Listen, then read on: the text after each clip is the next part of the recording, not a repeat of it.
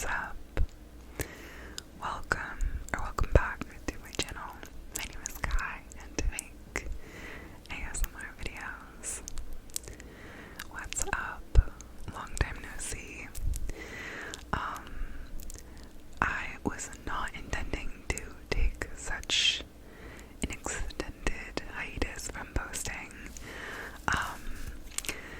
But I headed out of town for the past 2 weeks and was hoping, for a chance to film while I was away, and just didn't end up happening.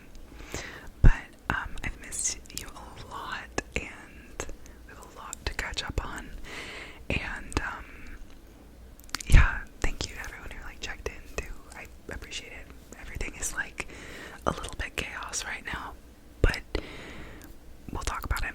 Hey, it's me from the future. I just wanted to pop in before we got further into this video and say that a little bit later in the video, and I can put a timestamp for when it is, I do talk about the death of a family member and also kind of end of life thoughts and feelings and my experience with that recently. And so if that feels like something that you don't want to hear about or that could be triggering for you, take the space that you need. That I just wanted to put it out there before we got further. Yeah, do what you need to take care of yourself. I'll catch you in the next one if that's the case for you. And yeah, okay. I'm also in the middle of doing my makeup, which is a fun way to start, but I'm just gonna keep doing my makeup. We'll talk, we'll just chill and chat and all that good stuff. So I guess maybe the most notable thing that's happened in the past 2 weeks is that I turned 27. Yeah, I had my birthday last weekend. A Taurus legend through and through. And my birthday was so dreamy. I just felt so loved by the people around me, and honestly just kind of the universe. And I don't know if you've ever watched Genevieve Angelson's videos, but she has a really wonderful video. She makes ASMR content, and she's also an actress, if you know her name from not ASMR context, but she's amazing. And she has a video about the complicated matrix of birthdays, especially as a woman. I think that she's in her 30s maybe.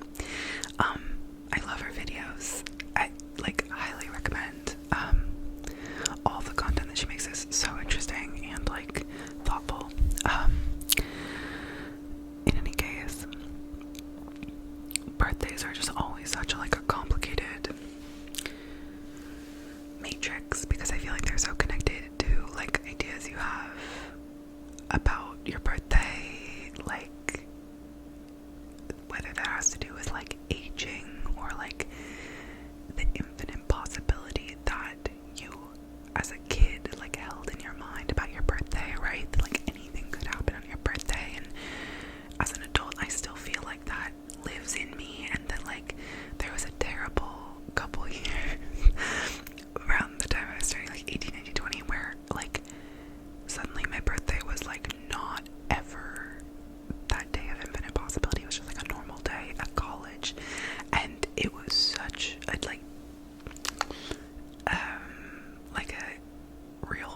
it really shook me up, I guess I would say. But I think that doesn't just exist in the transition from childhood, teenagehood to adulthood, but also just in adulthood. We have so many ideas about what the things that happen around our birthdays say about us, say about me, I guess, and how much people love me, and right? But that's so much pressure to put on a single day. Anyway, so I've had a lot of thoughts about birthdays, but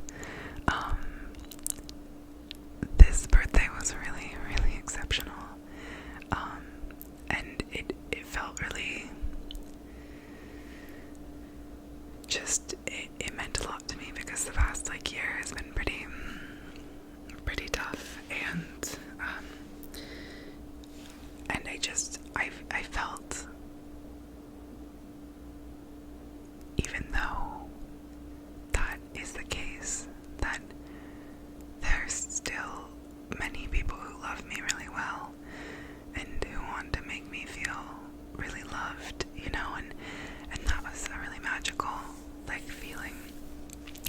I guess I'm getting into the feelings of it pretty right off the bat, as opposed to, like, what actually happened. So, I, like, highly recommend this video, by Genevieve. It's like, I want to, like, shout it from the rooftops. Like, she has this whole plan that she goes through about, like, how she made herself feel just, like, extra loved on her birthday. And she was like, I just sate my appetite for love early, so that then, like, you know, even if the day of my birthday is kind of a letdown, like, I already have a full cup. And I just think that's such a fascinating and, like, thoughtful way to go about having a birthday. Anyway, highly recommend. I'll probably link it. I'll link it. You can watch it if you want. If you have complicated feelings about a birthday.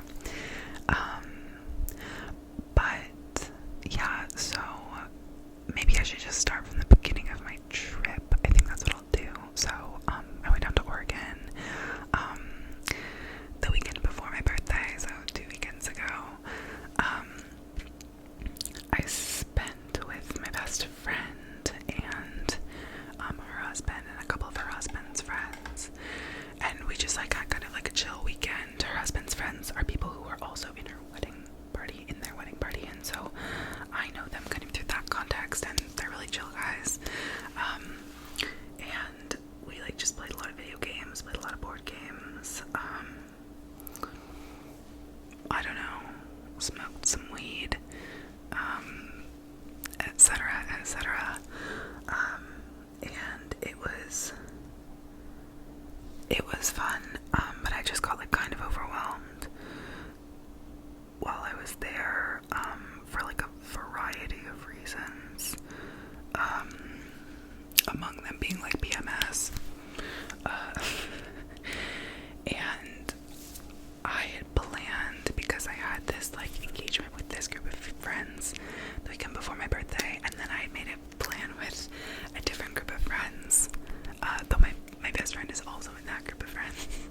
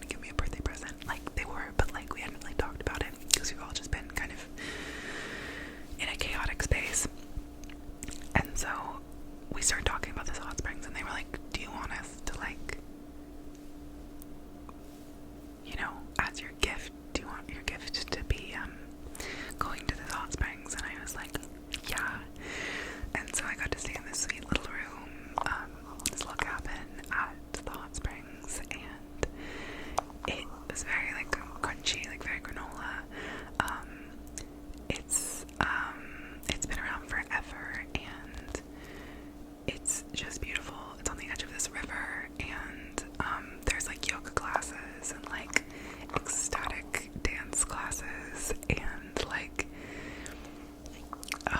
there was another like workshop about energetic sovereignty that I didn't go to, but I was curious about.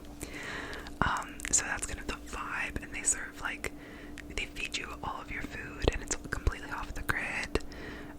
Like you don't have cell service or Wi-Fi. They have like phones and there's electricity, but it's like you're not connected, which was honestly so needed. The way that I was able to rest in that space was unmatched, and it's like very much in the middle of the woods too, so it's actually really interesting. It was in one of the locations of one of the pretty bad forest fires in Oregon. Sorry, I'm just trying to figure out what to do next for my makeup. And so it was in the location of or like it was impacted by one of the large forest fires in Oregon, I think last summer or the summer prior. And so they're kind of in the process of rebuilding the kind of like calling it a resort feels like too bougie, because it's like not that bougie, but it is like a hot springs, and then there's like a big lodge, and then like rooms and cabins and places you can stay, so it's kind of a resort, I guess. But I don't know what they like call it, a spa, I don't know. But so yeah, they're in the process of like rebuilding all of the housing there, and so that was really interesting, just like be in that space. Oh, sorry, not a good sound. And yeah, I just like read my book and slept a whole lot. I finished a book and I started a new book. I'm so excited. I'm almost finished with the new book. I'm really excited to tell you, but I'm gonna be coy about it right now because I want to make a book video. Also, I'm so excited to do Floor's book tag video that is like to come, but everything is kind of in chaos right now otherwise upon returning home. So like I'll talk about that more in a little bit, but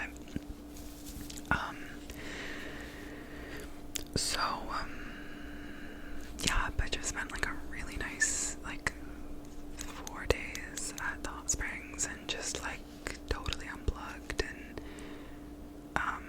you know, like it was amazing to me how much rest I needed and how much really resting that deeply made my symptoms so much better. And so that was like really amazing to just have that space and time, and I'm really like grateful to my parents for, you know, allowing that to happen because it was much needed. So then the next weekend, so this past, I guess, weird to tell this chronologically. So then from there, I drove out to the Oregon coast, where I spent the weekend at, oh my god, what's it called? Cape Kowanda, I'm pretty sure, Pacific City. It's like a town on the Oregon coast. I'd never been there before, and it was so beautiful. My friends and I all got a cabin for my birthday weekend, and it was some of my friends from here and some of my friends who live like in the Portland area, and we had such a good time, and it was just like so fun. And like I'm really not like a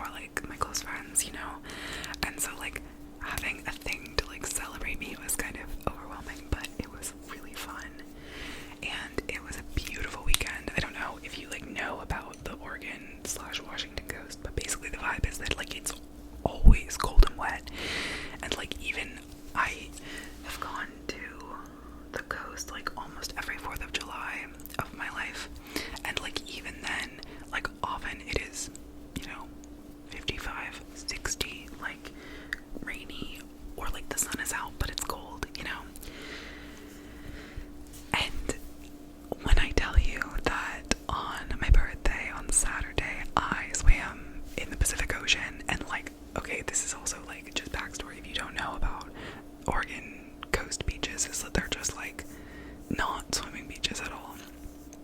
It requires a lot of like wading out. It's like a really flat ramp.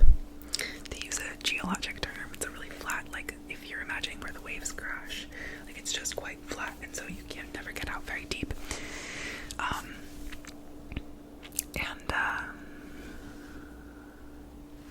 Yeah, it was, I want to say like nearly 80 degrees on my birthday, and like same the next day as well. And that just warmed my little heart, because the number of like sad cold birthdays that I've had, pretty high, having a birthday like mid-May and living in the Pacific Northwest. And we just spent the day at the beach. That was all I really wanted. I was like, I just want to be at the beach with you guys. I just want to like play. I just want to like swim in the ocean and like play spike ball and drink on the beach. I don't know. And we did, and it was so wonderful. Yeah, and then we just played a lot of games, and I brought my guitar, and so like me and my friends, a couple of my friends actually also play guitar, and so we just like played music together, and it was truly like a dreamy birthday. And there's like kind of a sub-story that is happening at the same time as my birthday, which was that I don't know if I've really mentioned this at all, but my grandfather, my mom's dad, lives at my parents' house, and my parents live like a mile from me. And I used to live at their house like during the pandemic, and my grandpa lived there at that same time. So like a very, and he's 95, I want to say. While I was staying at the hot springs where I was off the grid, my grandpa started declining really quickly, and so I got a note pinned to my door from like a person at the front desk saying, your grandpa's declining, your mom sent us an email, if you want to call and talk to him on the phone, you should come do that soon. You can use our phone, like our landline phone. Which was a really startling message to get. And yeah, like even when I lived with him, when he was like living with a 90-year-old, you're kind of aware of like their mortality. But he had been doing pretty well recently, and I don't know, I really wasn't expecting it. And I also recently, like, my biological grandpa just died, and also like my dog died. I don't know, there's just been like a lot of death happening. I realize I maybe should have like prefaced this by saying like I'm going to talk a bit about death. So if that, at this moment now, if this feels like, ooh, I don't really want to hear about this, or like, ooh, I don't really want to, for whatever reason, take care of yourself, I'm going to talk about my life, but you do not have to, like, do what you need to do, is what I'm saying. So, yeah, so I went and I called home, and I got to talk with my grandpa on the phone, and I don't know how to talk about death generally, and I also don't know how to talk about his decision, because he chose to like voluntarily stop eating and drinking. He's like very mentally well, I guess. I don't know if I need to qualify that, but like he basically recently he's just been able to do less and less, and he loves to do so many things. He loves to garden, and he would walk our dog like every day, and loved to read and like watch basketball, and was a very avid sports fan, and I guess recently, since he started declining, he just was finding no joy in any of those things. He couldn't do them, and he just was kind of feeling like it was his time to go. And so so he made that decision to stop eating and drinking, to, I guess, hasten the end of his life. And I realize that this, it's murky waters, but I feel so supportive of him, and I think it is important to him, and it was important to my family that he was able to make that decision and make this choice on his own terms. And obviously he had to like talk to his doctors and whatnot, but yeah, so he began that process, and like started receiving hospice care during that week. So the week before, or like the Wednesday, Thursday before my birthday, and as I'm recording this, he's still alive, and he's resting peacefully, and he's been surrounded by all of his family, and I feel really, really lucky that I got to come home and see him, because when I talked to my parents after I talked to my grandpa, they were like, you don't need to come home, and he wants you to be there and be with your friends. You have this whole plan. He knows it's your birthday. He wants you to be with your friends, and being with your friends will be like really helpful for you. And they're like, if you feel the need that you need to come home, but if you don't, if you want to stay, that's okay with all of us. I decided to stay down in Oregon, and I came home yesterday and went straight to my parents' house and sat with my grandpa for a while, and he could talk a little bit, and he's still so funny and like very much himself, and it's an experience that I've never had before, to sit with someone who is dying, and I was really, really scared, and it was not as bad as I thought it would be, I guess, because I think it's kind of like those liminal spaces, like being present with grief, and being present like almost like at a birth, or like where the only ask is that like you are present and that you are there, and I think that has been something that's just been so clarifying. Being with him last night was that like the only thing that I can do, the only thing that I could give him is just the comfort of my presence, and the comfort of our shared space together, and to knowing that that is finite, actively finite, more so than it is in a regular day-to-day basis. Everything feels kind of surreal right now, if I'm being like 100% about it. I have way too many thoughts in my brain, and